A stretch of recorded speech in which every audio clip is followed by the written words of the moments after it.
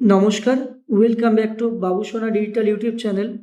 আজকে আমি আপনাদেরকে এই ভিডিওতে দেখাবো আপনারা ইজিপেতে যা কাজ করবেন, আপনাদের যে ওয়ালেটে টাকাটা জমবে সেই টাকাটা কিভাবে ব্যাংকের মাধ্যমে নেবেন, আপনাদের পার্সোনাল ব্যাংকে নেবেন। তো তার জন্য কিন্তু মুভ টু ব্যাংকে ক্লিক করতে হবে। বিসি ব্যাংকিংয়ের মধ্যে মুভ টু ব্যাংক রয়েছে, এখানে ক্লিক করতে হবে। এখানে ক্লিক করার পরে কিন্তু এখানে দেখুন দুটো অপশন রয়েছে, move to bank 1, move to bank 2। তো মুভ টু ব্যাংক 1 এর মধ্যে কিন্তু আপনারা যখন কেওয়াইসি করেন ফার্স্ট টাইম, তখন কিন্তু যে ব্যাংক অ্যাকাউন্ট কেওয়াইসির মধ্যে অ্যাড করেন সেটা কিন্তু মুভ টু ব্যাংক 1 এ থাকে, এবং মুভ টু ব্যাংক 2 তে গেলে কিন্তু আপনারা এখানে টোটাল 10টা ব্যাংক আরও অ্যাড করতে পারবেন। তো আমি আমার যে কেওয়াইসি করার সময় আমি ব্যাংক অ্যাকাউন্ট অ্যাড করেছিলাম, আমি সেই ব্যাংকেই ট্রান্সফার করব। তো এখান থেকে আমি মুভ টু ব্যাংক 1 এ গেলাম। মুভ টু ব্যাংক 1 এ যাওয়ার পরে কিন্তু এখানে ব্যাংক ডিটেলস দেখাবে, যেটা কেওয়াইসির সময় অ্যাড করেছিলেন। তারপর এখানে ওয়ালেট ব্যালেন্স দেখাবে এবং উইথড্রল অ্যামাউন্ট দেখাবে। এখানে দুটো অপশন রয়েছে, আইএমপিএস এবং এনইএফটি। আপনারা আইএমপিএস দিয়ে যদি ব্যাংকে ট্রান্সফার করেন তাহলে কিন্তু কয়েক সেকেন্ডের মধ্যে চলে যাবে। এনইএফটি দিয়ে করলে কিন্তু 1 থেকে 2 ঘন্টা টাইম লাগতে পারে। তো আমি এখানে দেখুন 3011 টাকা আমার ওয়ালেট ব্যালেন্স রয়েছে। আমি এখান থেকে 3000 টাকা ট্রান্সফার করব। তো তার জন্য আমি উইথড্রল অ্যামাউন্টে 3000 টাকা লিখলাম, এবং আইএমপিএস এ কিন্তু আমি আইএমপিএস এ কিন্তু আমি সিলেক্ট করলাম।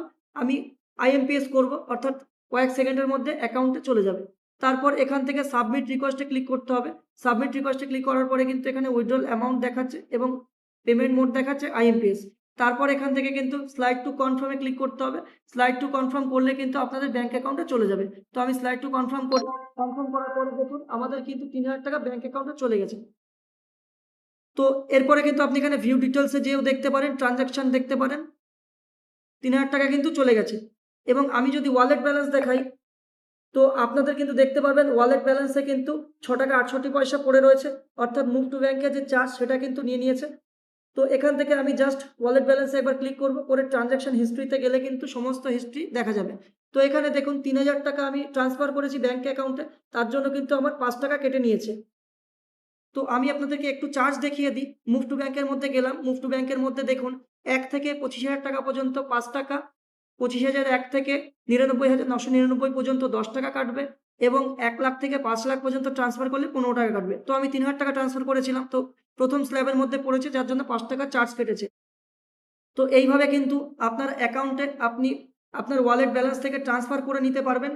ভিডিওটি ভালো লাগলে একটা লাইক করবেন, শেয়ার করবেন, সাবস্ক্রাইব করে পাশে থাকবেন এবং আমাদের চ্যানেলটি সাবস্ক্রাইব করে রাখবেন। আপনাদের যদি কারোর ডিস্ট্রিবিউটর আইডি কিংবা রিটেলার আইডি প্রয়োজন হয়, অবশ্যই আমাদের সাথে যোগাযোগ করবেন। ধন্যবাদ, সকলে ভালো থাকবেন। আবার অন্য কোনো ভিডিওতে দেখা হচ্ছে।